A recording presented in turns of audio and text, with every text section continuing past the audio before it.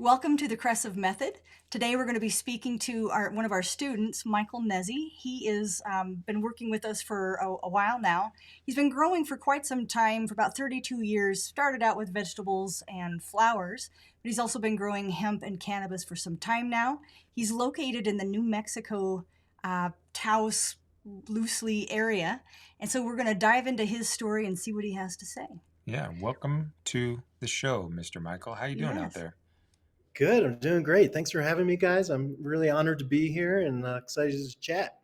Nice.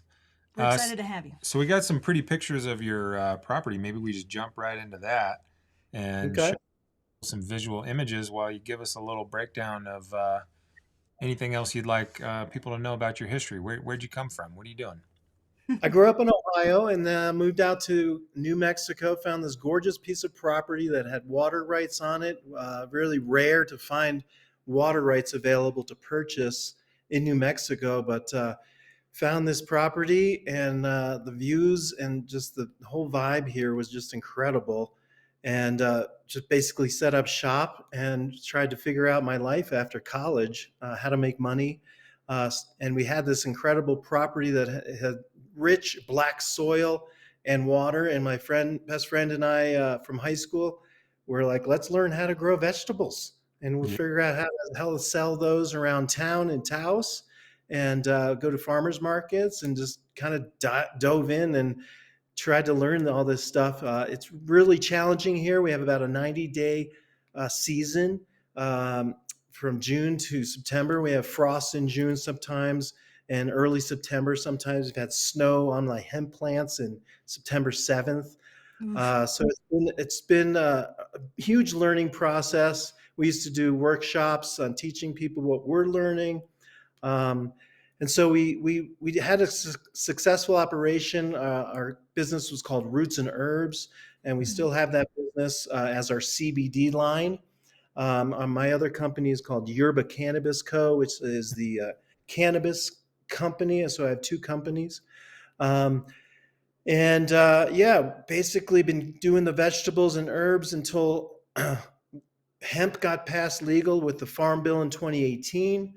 Uh, and I was like, let's do hemp. Let's try this out. I've always loved cannabis as a plant and been a recreational user for some time. And so we started growing hemp, and I did about 1,500 plants in this field. Um, and it was at that time when I realized from some overhead aerial visuals and some photos that I didn't really know how to figure out issues with the soil. For instance, like this photo right here, I was like, "Hey, what's going on with these plants on the south side here? Mhm. I don't know how to understand what's going on. It must be a nutrient issue, but I don't really know how to go ahead and figure it out." Yeah. Right. It wasn't until cannabis became legalized, and I had some people reaching out to me. Sam was one of them, and he's a Mhm. previous student of yours, Mhm. and he just found me on the web, and he was like, "Hey, I could help you out. Let me show you what I've been doing. I've been studying with these guys, Scott and Sara. They're awesome." He Mhm. showed me your website, and I was like, "This is exactly what I want." I Yeah. was looking for a solution for to someone to help figure out stuff in my property. Previously, was growing in California and Colorado with cannabis, kind of following the legal states, and Right. because I really wanted to do it legally. And we use Athena, the classic salt fertilizers in those spots, and really easy regimens of recipes. I could tell employees how to do it really easily, and they could just follow the script. And you get pretty good results with those salts. Um, but when I got back to my property in 2021, when it was legal, I was like, I'm going home. I want to be growing on my own property. And my property's always been organic. I never wanted to put any salt on my dirt. Mhm. So I found you guys and started delving into all the great stuff, the biology. Never really studied biology before in soil and understanding how organics work. And then the mineral chemistry was huge, and understanding all the variations in my field, and doing soil tests, and then taking the mineral balancing class and understanding how to actually put the amount of minerals into the soil that's needed and the targets for cannabis was just life changing. It's been incredible. Uh, Before I was just like throwing back guano, throwing alpaca shit on the rows, thinking that, and the plants Yeah. did pretty well, Yeah. but over the long term, I didn't feel it was sustainable. And Yeah. now I'm in a commercial business, wanting to be successful in this competitive cannabis market. I needed data. I wanted data. I wanted a history of successful operations, which you guys have provided in a commercial setting and seen it all. Nice. Yeah. And I love the data part that you guys have, data on everything, whether it's soil biology, fans, all the little details. Yeah. Scott's always telling me about, well, that didn't work for me. Don't do that. And so all the little things like totally help. And the forums are incredible. Be Nice. able to share my issues with Scott, Sarah, and all the other students who I've Yep. become friends with, and we talk on the phone, and we talk on the forum, and we just help each other out. So it's a real cool community, family to be on my team, because I'm Yeah. basically a one-man owner. I own the farm. I don't have any investors. I own the property, and trying to make this work, and be sustainable in New Mexico, and tried to create a niche for myself where most of the people in New Mexico are doing Athena and Right. salts. And there's not many people doing living soil. There are some great growers here doing it, but not many. So Right. we have a niche where we have advantages of by growing in living soil, where the terpenes are better, the smoke is better, it lasts longer than the salts, and it's just general. You can see it even before you smoke it. The flavor and the look of the flower is far beyond any salt grower can produce. Yeah. And Nice. people see that. We just opened a new dispensary. We're completely vertically integrated from seed to sale, and we have a little booth where you can look at the flower, and you can look at it on a Nice. microscope. And I just hear every day, just wow, I've never seen it like this. Oh my God, this is Awesome. incredible. This flower, and they take it home. The Blue Dream was just a huge seller. They would take it home and taste it and smoke it, and they would just keep coming back. It's just like I wish I had more Blue Dream. That's awesome. Yeah. That's awesome. You just won a cup as well, didn't you, in local New We Mexico? did. We got a first place with the Cap Junkie strain in indoor beds in December. It's called the Kerple Cup, located in Albuquerque, and we have three more entries in what's called the Best in Grass, and that's a multi-state competition. They're going around the country right now, and we're going down on Tuesday to see if we landed any more trophies. We hope so. Ooh, Nice. Nice. nice. Well, So we wish you the best. this cap junkie is the one that won. That's the first place. Yeah, that's a Yeah. Capulator Seed Junkie combo collaboration Nice. that I got a cut from in Colorado. Very cool. Wow, I just think it's cool you're beautiful. growing Blue Dream. It got kind of a bad rap, but it's a fantastic product. Yeah. You Oh know. yeah, that So, previous photo that you had, the blue purpley photo, those nugs, that right there is the Blue Dream. yeah, Oh, that's killer. Is beautiful. this the That's old? that's a Santa Cruz cut, and it's just phenomenal. Yeah. Wow. Yeah. Wow. We're gonna have to go take a road Yeah, trip, I think. I've always been a fan. I was working with a farm.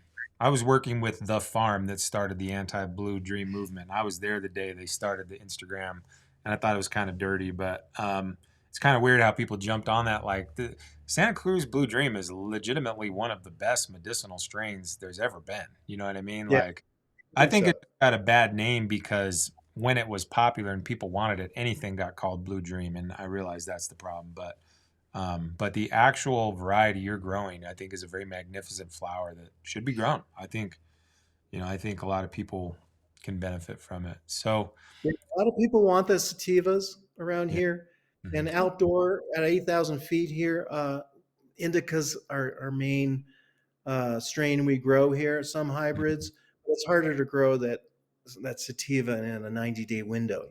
Right. So Yeah. we do all that sativa work inside in our indoor beds. We have two indoor beds inside, and then sometimes we'll throw some sativas in our greenhouse on our light depth. Hmm. So also the whole farm is a small farm. It's on a half acre. I've just been building infrastructure for 30 years, but it's not a major, huge operation. Yeah. Um, it's very humble. We have a 200 plant count for as a micro licensed business in New Mexico is our max.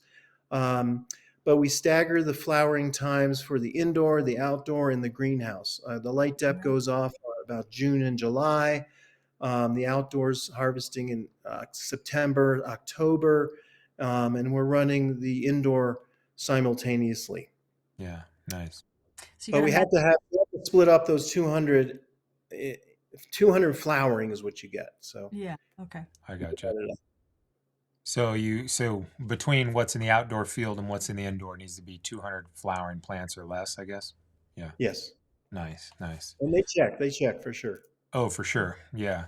So that's a pretty cool setup you got. So you got the large outdoor full season, which for your environment is pretty short season actually. So Yeah. Yeah, you're 8,000. you're Woof. you're hard and fast on the. It's nice. There seems to be less bugs up there, so there's an advantage. But boy, you better get it done. So. yeah, exactly. This picture right here is what we do next week when I transplant end of May Mhm. outside. Right now we have the plants on an 18.6 in the greenhouse, but I've had issues when I just throw them out there in the field with clones and they start flowering right away Yeah. with light about this time of year. So I Mhm. don't take any chances now, and I throw up a string lights up until July 1st, and then I take them off. If they want to start flowering, then I'm okay with that. But I want another month of veg time for sure. Right. Yeah, you definitely got to make use of the greenhouse veg time. So this is your teens that Yeah, go out. and this is my greenhouse now. I have the plants growing before they go outside. They all go in here. They start inside in the indoor. My facility has like a couple tiers of shelving that I start the 4-inch pots in, and then we move them out in the greenhouse and put them into 5 gallons, Nice. and uh, and then they go outside end of May, start first week of June. Hmm. Very cool. That's when our last frost is usually June 7th. That's similar Us too. to, Yeah. yeah, that's similar Yeah. to Utah, especially in the, well, I mean, technically our last frost in the valley area, in the lower areas where it's 4,500 feet and you don't have like a draft coming off, a cold draft coming off a mountain in a weird microclimate, Yeah. then it's May, right around Mother's Day, but it's like you got a 2 week window where it could be the last week in May, so Hmm. Mhm. place where we're doing our workshop at, their last frost date is the second week in June. They're 2 weeks shorter than Anchorage, Alaska. It sounds like you're 1 week shorter than Anchorage, Yeah. Alaska. Wow. Yeah, that's rough. Yeah, Yeah. yeah, Well, but I will say though, up in Trinity, California, had very hard and fast seasons like that, and it grows the danks. I mean, it really does produce the terpenes in those high elevation, fast and hard and fast seasons. So if you can work it out, I think it definitely produces a very cool product. So, so maybe let's go. Yeah, Sorry, I go ahead. think the 8,000 feet elevation Yeah, is a big selling point for the flower that I grow. yeah, And one of my taglines is "Taste the terroir," yeah. yeah, and as much like wine, that's how I kind of grow the cannabis as well, because there are specific flavors that come into the cannabis at elevation in the specific soil structure. With this sun, New Mexico sun, that's 24/7. We have a huge smoky quartz mountain right behind us, which all the smoky quartz is right under the farm, which is Huh, probably exuding really cool energy into the plants. yeah, So there's a lot of factors that come in to this area and this property that I don't think you could find in other properties. It's very special. yeah. yeah, yeah, yeah. Well, I definitely come down and check it out one of these times. That's well, for sure. well, I'd say if the Let's, first you entered, you won first place. It's doing something right up there. So, Yeah. yeah, exactly. This is our hemp field. In 2018, we did a huge field of hemp, 1,500 plants. Got all the genetics in Colorado, all the classics. And then I started developing products. So I was like, well, I need to make products now. I can't just sell this all as flour. It wasn't The price was really low. So we started creating a product line with like a sleep formula. We have a pet formula. It's basically or organic extract of CO2 and then mixed with MCT oil. That's all it is. And it's really effective. We do a topical with all these herbs that we used to grow, like arnica, Oh yeah. um, lavender, chamomile. We do some OSHA root from the mountains and wow. just, and then we put in the CBD. So it's a real effective topical with Oh yeah. plants and cannabis and CBD, and it just helps with sore muscles and aches and pains and arthritis. So that's been a real successful product for us as well. And we have all that at rootsandherbsfarm.com. We sell over the internet. We can ship between states, and Hmm, it's been a great addition. A lot of the dispensaries in New Mexico carry the CBD line as well, the roots and huh, herbs. So it's been interesting. really cool. Yeah. Very. Awesome. And then you guys recently just opened your own dispensary, right? Yeah, we just April 1st was our big opening in Questa, New Mexico, where there was no dispensaries here, which is kind of rare in New Mexico.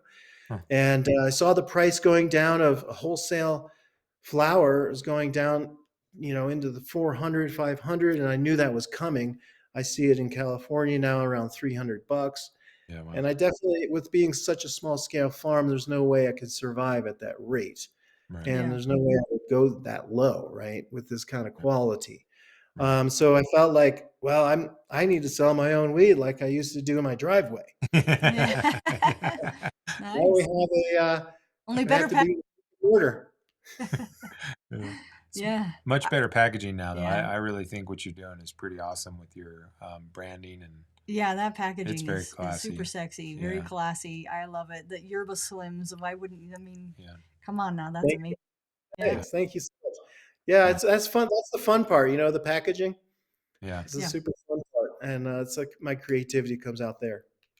Yeah, that's That's But the awesome. awesome. first month has been, I think we were on in the northern region. We got the top sales spot in the first month of our opening for the Wow. northern part of the state. So we're pretty excited about that, and that's usually the slow month. Hmm. And we have a lot of tourists and recreational people come up for fly fishing and camping in Mhm. our area. So we're expecting a big, hopefully, a big summer. Yeah. I'd Yeah. definitely like to doob and go fly fishing. So Yeah. Let's do I'll it. I'll have to swing it. Yeah. I don't know if you ride a Harley, Scott, but we have a big Harley weekend on the Memorial Day weekend. All the Harleys come through.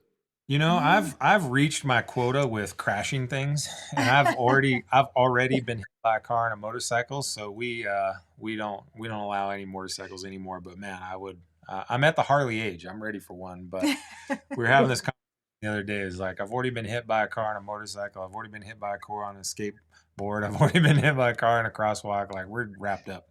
So Yeah, we're gonna stick to you're paddle good. Okay. axe for a minute, but Don't want to press it too hard. yeah. But let's walk through your outdoor Yeah. experience. I think this is really interesting. I think people can get some value out of this. Um so this is from a couple years ago, or when is this picture from? This is the hemp field in 2018. I got you. And we were doing some corn down below too. There's some corn rows there. Nice. And yeah, I noticed this back in the 90s as well when we had vegetables like broccoli on that end. It would always die down. Hmm. And I would always we never understood why. Um, and working with you guys, we have been balancing the minerals in the rows that we now have, specifically in each row. Mhm. And that's been helping, and as well as moisture, water volume, seeing that possibly the water was not getting to that area. Uh, enough.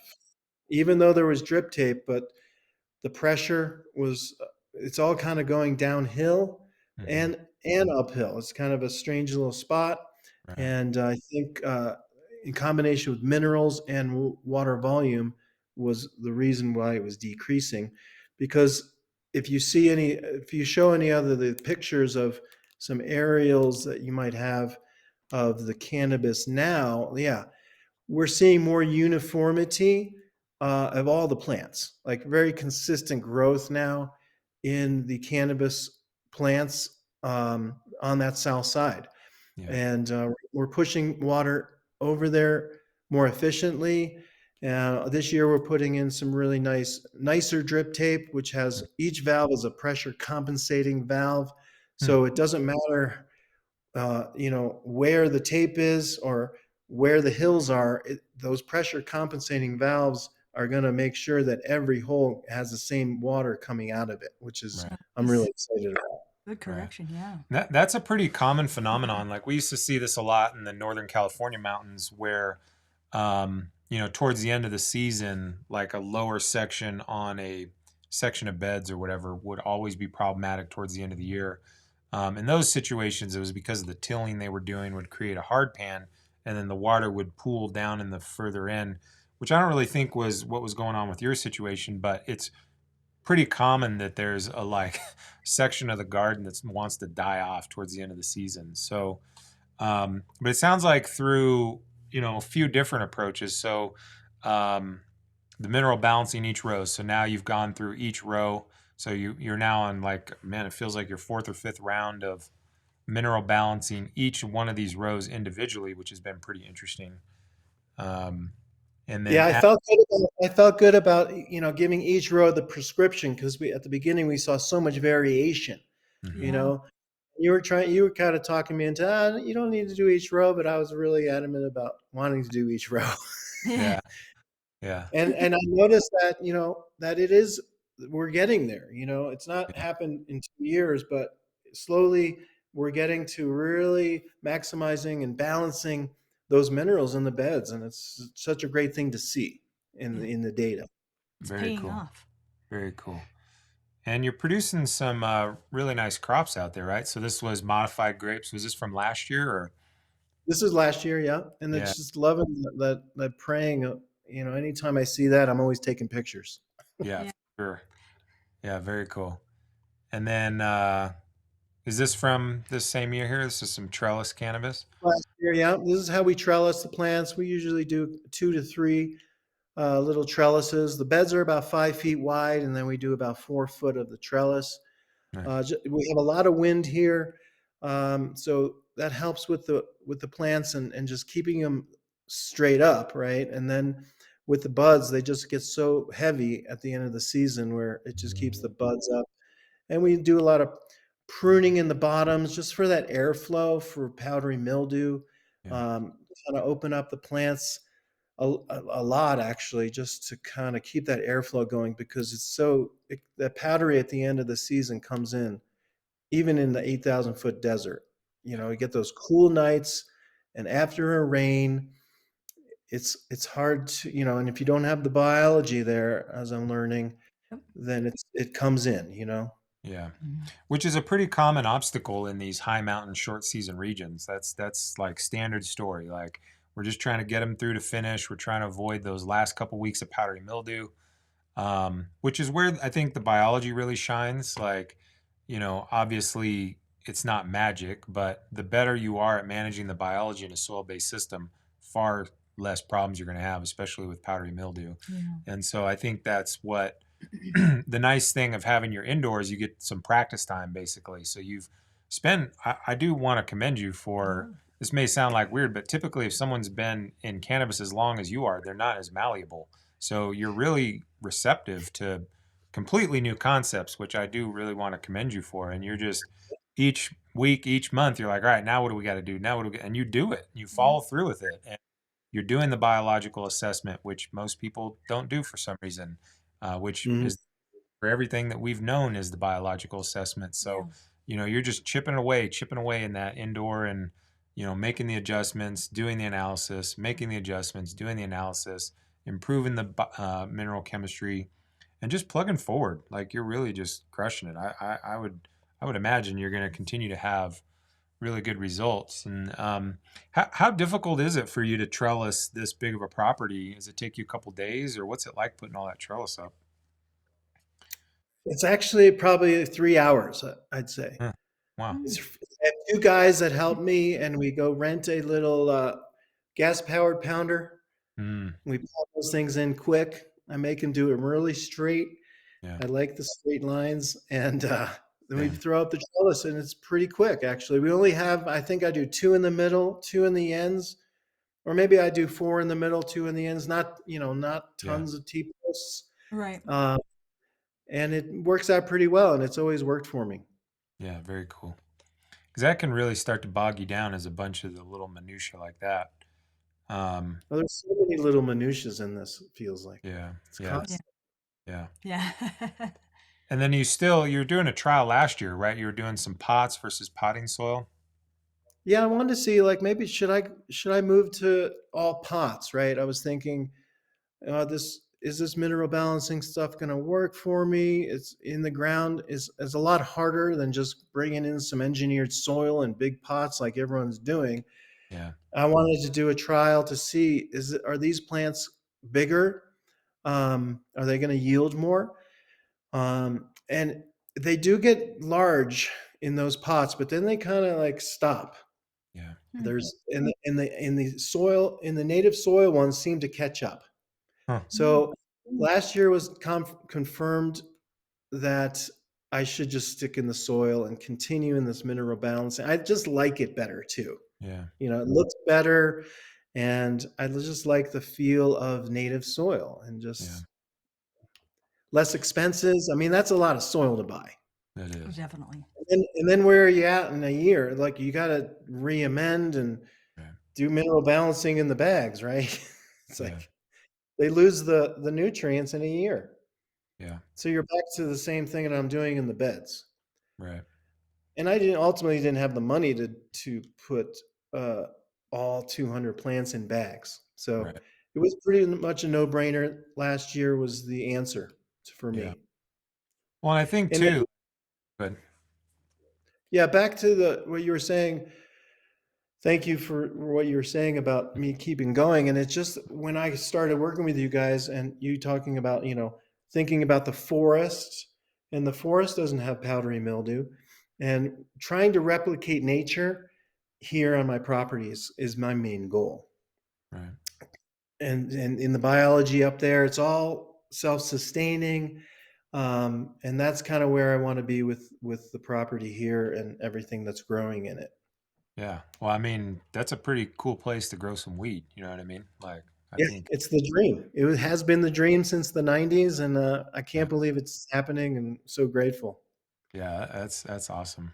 That's very cool. Yeah, it's a beautiful property. Yeah. Beautiful Thank location. you. It is. We got some cool videos of your indoor. I think if I hit this button, we'll see. Yeah, there we go. So tell us about your indoor. What you got going on in here?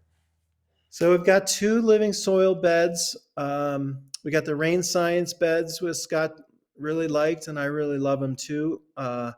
Most people are using those grassroots fabric pots those are nice as well, but this has this a nicer material. Like, what would you call it, Scott? The back of a chair, like an outdoor chair. Yeah, I think so. If you look at the grassroots pots, their fabric is from a military barrier. They're called a Hasco barrier. So it is very durable, but it'll get kind of dirty. These are more of a woven plastic used in outdoor furniture, but then it has a fabric on the inside. So when we designed the grassroots beds, we used fabrics that they had at grassroots. So they had a solid plastic liner that they put on the inside, and that would trap the moisture, which was a substantial improvement over regular fabric, but it can be unforgiving in the event of an overwatering situation. So through the evolution, we found rain science, and they have a fabric on the inside that allows oxygen to go through, but it traps the moisture. So if you do happen to have a flood, it's a whole lot more forgiving than the grassroots beds. I think both can be fine, but I think there is a performance advantage to the rain science for sure. And I think more durable too. They're durable and they don't stain. I really like them. Right. Yeah. Right. Yeah. The cleanability on it's Yeah. nice. So we've Yeah. got about two 40-inch wide by 20-foot long beds. This was the hemp building that I built just to dry hemp. And Hmm. then 2021 came around and I needed to get permits because I never permitted the building. And of course, the county needed permits. So I was going backwards. And I was like, I need an indoor, at least a small indoor spot if I'm Yeah. going to grow cannabis and compete.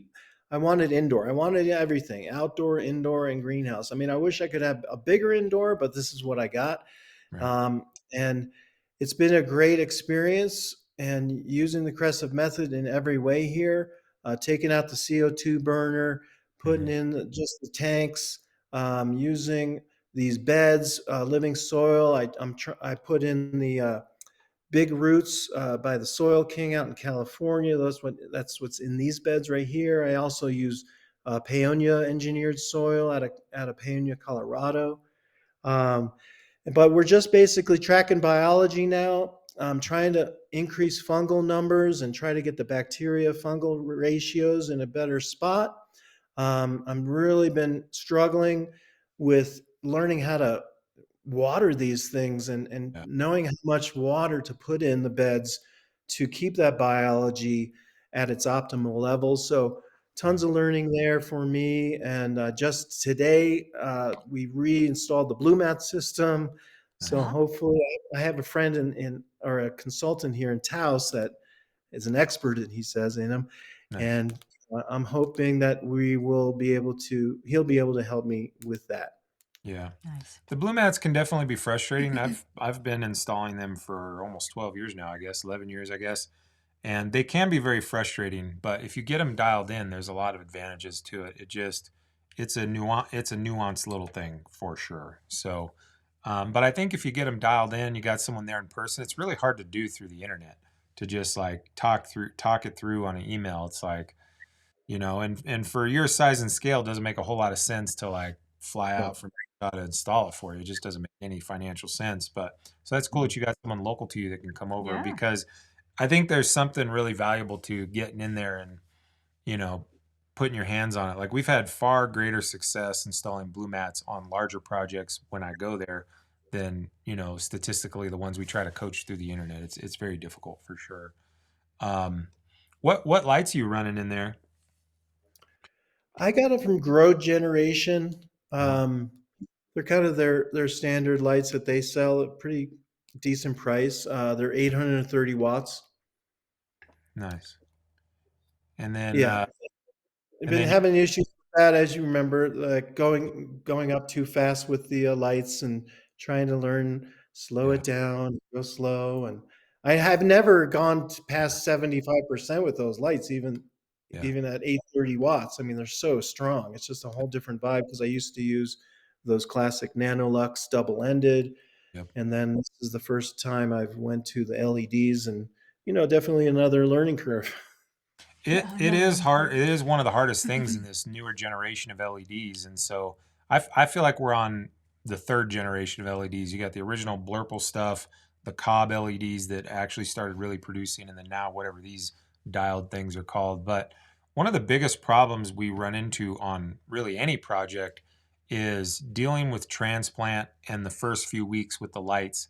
And in the older double-ended HID era, the way that you got the plants to grow was by cranking the lights. There was no dimming. It just was, once the Gavita controller came out, like, yeah, you did a little bit of dimming in the beginning, but for whatever reason, however those spectrum differences are, the plants tolerated higher intensity earlier with the double endeds than they do by the LEDs for sure. And so, one of the biggest balancing acts in living soil is allowing them to tap into that bed, having adequate moisture, and then really slowly ramping up the lights. Honestly, like people are always really shocked, especially in our professional consulting, how slow I want them to go with the lights.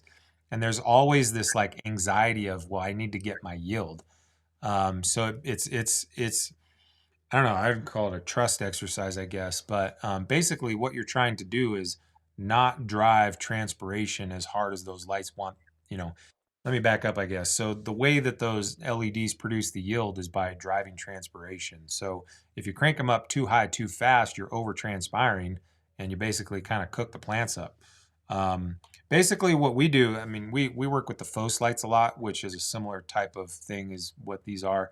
But we rarely turn them higher than 70, 73, 75%, and we still get very substantial yields. I don't find that you really need to crank them to 100 to get the yield you need to get to be financially viable.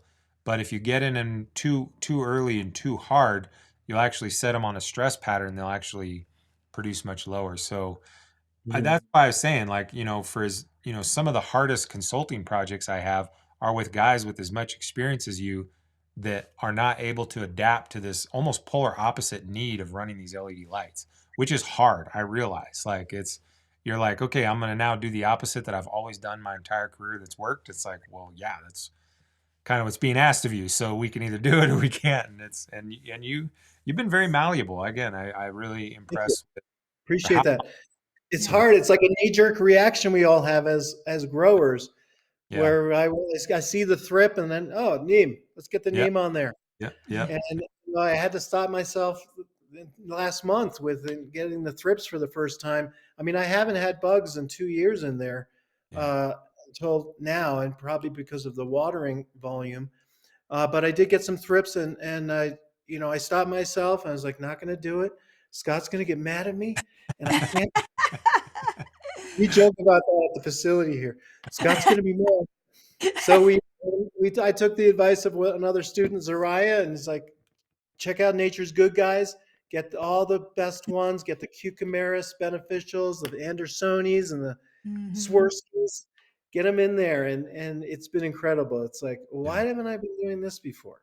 Is the yeah, beneficial bugs really do it, and they manage. Thrips are pretty easy to manage, yeah, so I didn't want to spray, so I didn't spray. And these bugs, the pouches, the little sachets, they do mhm, great. I love it. yeah. Awesome. Well, That's awesome. thrips are and I guess I should explain why people might think I'd be getting mad, but thrips is like a turning point in living soil. It's like thrips are on your way to really good stuff, and right before you get the biological activity high enough to have really crazy good outcomes, come these thrips. And the short answer is I think the thrips come when the nutrient cycling part of the biology is not keeping up with this new demand on growth, is how Mhm. I would term it. And what ultimately happens is you're on an upward trajectory towards something good. If we just get biology to go a little bit better, the thrips will go away. But if we start spraying, you're never going to get to this Yeah. new realm. And very few people, and honestly, a small percentage of our consulting clients that pay us to do this, they get to thrips, they freak out, and they just start spraying. And so again, I mean, to like, you know, to hold off on what we've always done to try something new to hopefully see what's beyond that. That That's takes. hard to get there. It's hard to go through that portal. It is. It I is. know. Yeah, The new for journey of sure, the for sure. You have to go to therapy for that. But look for how good it sure. looks, and what's just on the other side of thrips, boy. You're gonna. I call it fish stories.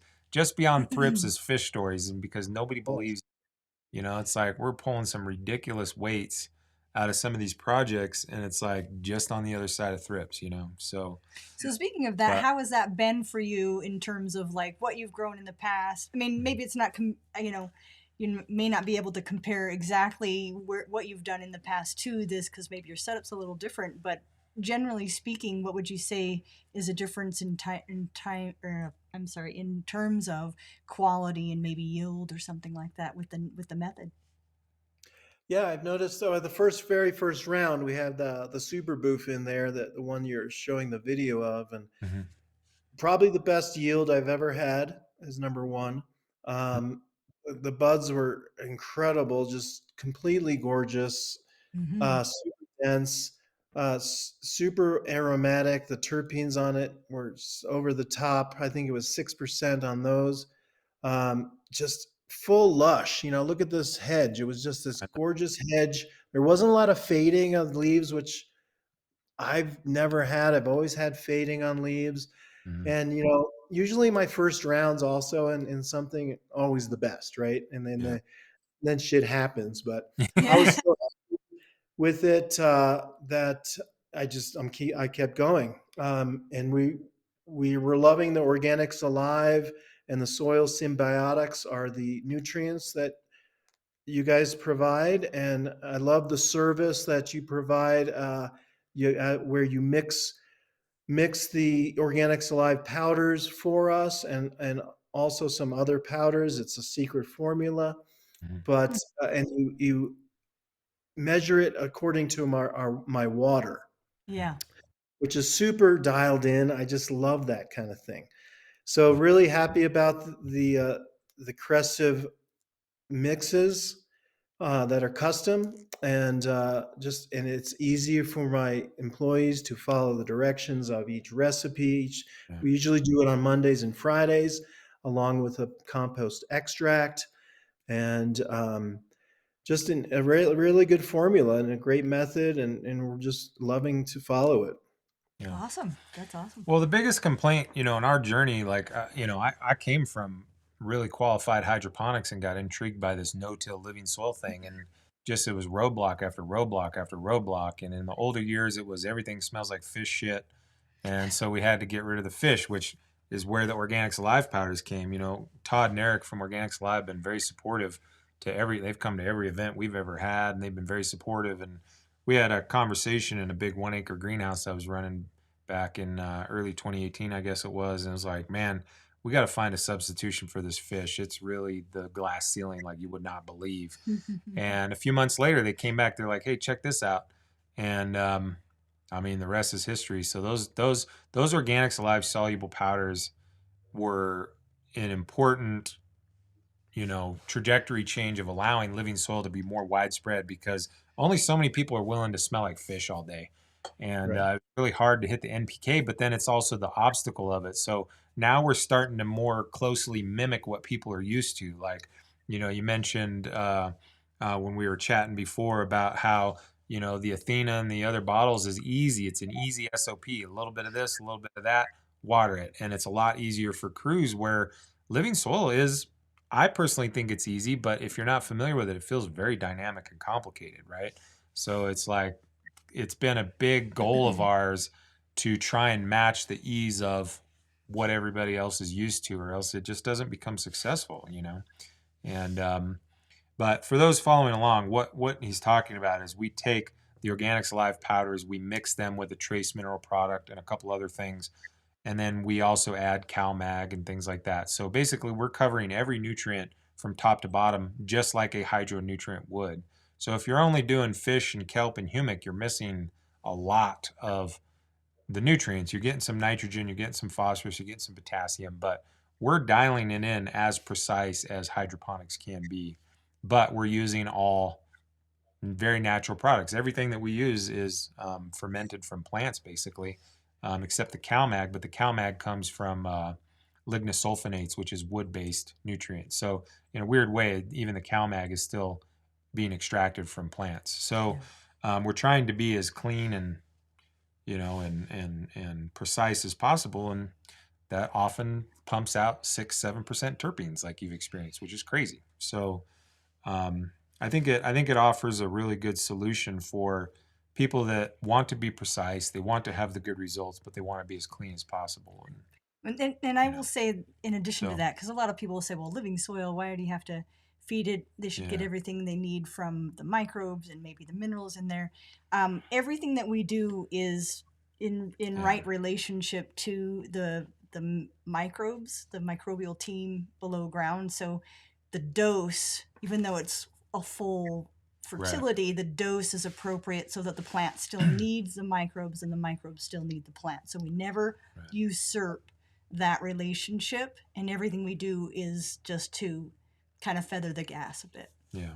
And it does. I think we get criticized a lot for being like aggressively fertilizing. That's not at all we're doing. We're just providing a full comprehensive buffet of all the nutrients in a very low dose, actually. So, And if you think of it like an you know, energy input, you need a little bit of energy in order to move nutrition there. So yeah. even the microbes need a certain amount of energy. So Which we Hmm. started working with water only people, and we found that that doesn't really cut it yeah. consistently. So, in order to produce a product like this consistently, harvest to harvest to harvest to harvest, not just once or twice a year, fertilizing like we do is a really good way to do that, and that's why we do that. But so So Yeah, how I has think what you're saying about it is about organics and living soil can be it is challenging when you're switching over from salts, let's say, and all the details. But in the long run, it's easier, not and you don't have to change your soil or the change your cocoa every round. And mhm. I'm transplanting the very next day, pretty much after a harvest, and I just love that. There's no in between labor and all that work. We're just putting some minerals down and planting right in there right away, and it Yep, just gets better. That bed just gets better, yeah, especially when we achieve the mineral balance and mhm, the biology. Well, then there's not much to do. yeah, Yeah, that's nice. yeah, How has it been for you, like when you took the classes and then putting that into action, and like, because it can be a lot of information, yeah, but when you put it to action, does that seems to be translating well for you? But I'm sure there's a learning curve there for you, For on that. sure. Oh yeah, I mean, I love the be able to post forums in real time and get everyone's opinion and gets your guys' opinion. Um, but it was just like, this is great. I'm learning this, and I'm doing it at the same time. So mhm, I like it. I really like the setup that you guys have in the forums and the classes. The biology part, definitely realize that I'm not going to be looking at that microscope too much. I'm going to send them to Sarah. Yeah, well, it's hard, man. It really is. I I'm don't just have time for that. I don't have time for counting that stuff. yeah, well, and it is a lot of decisions.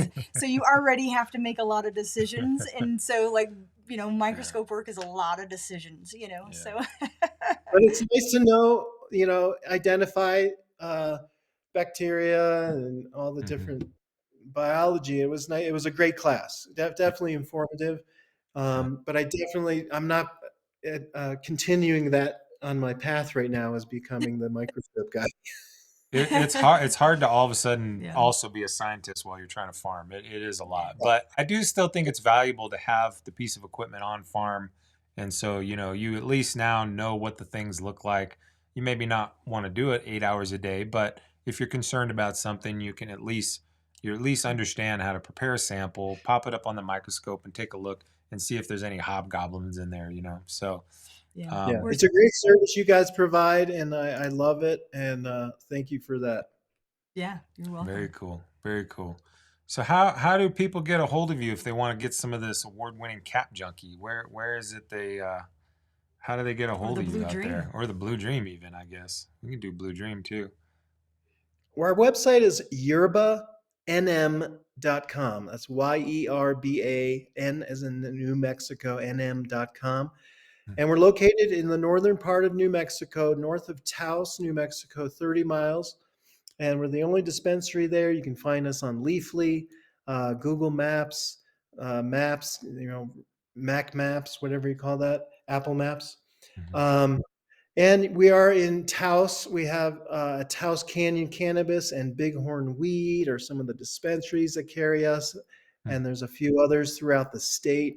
But our website can show you everything and what we do. We have lots of photos and cool AI images for each strain. It's a little fun little website to check out.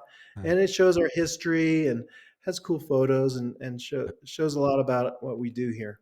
Yeah, well, I'm gonna take a road trip next time you got some more Blue Dream ready.